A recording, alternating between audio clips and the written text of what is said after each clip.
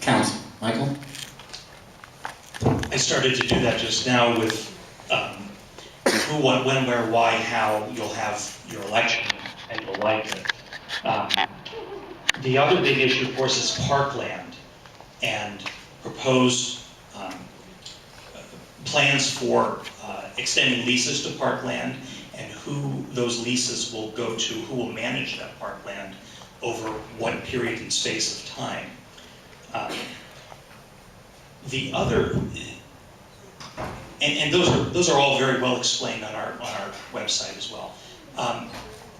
What I have also found out recently is that if you don't like a decision that is made, and you would like to go to, and you find the money to hire a lawyer and go before a judge, the judge will likely tell you, I'm sorry, you're a charter city.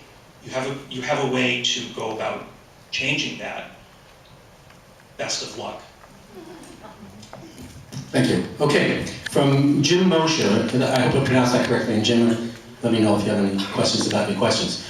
There are 4 here. 1, are there any penalties for violating the provisions of a charter if not specified in it, in the proposed charter? So, are there penalties for violating the provisions of a charter if it's not specified what those penalties will be? Anybody? Okay. If I understand the question, I'll try to tackle it. If the council were to do something contrary to what the charter says, it would be up to somebody to bring a lawsuit to challenge it. It would probably be a writ of mandate directed to the city council to revise its decision. But as to a penalty, no. It would ultimately the action would be invalidated if somebody challenges it. If nobody challenges it, nothing happens. It'll go forward. And we're not talking about anything criminal or anything like that. No, there's nothing I can think of in the charter that, if violated, it doesn't set up violations.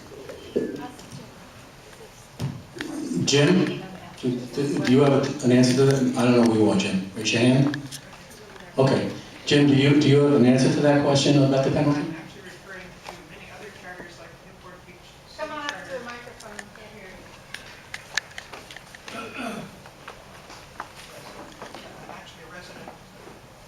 you. I'm actually a resident of Newport Beach. Our charter makes it a misdemeanor and a $1,000 fine or 6 months in jail for violating a provision of the charter. Our charter has a number of restrictions on what the council can do. And if they overstep and not only the city council, but the administrative officers as well.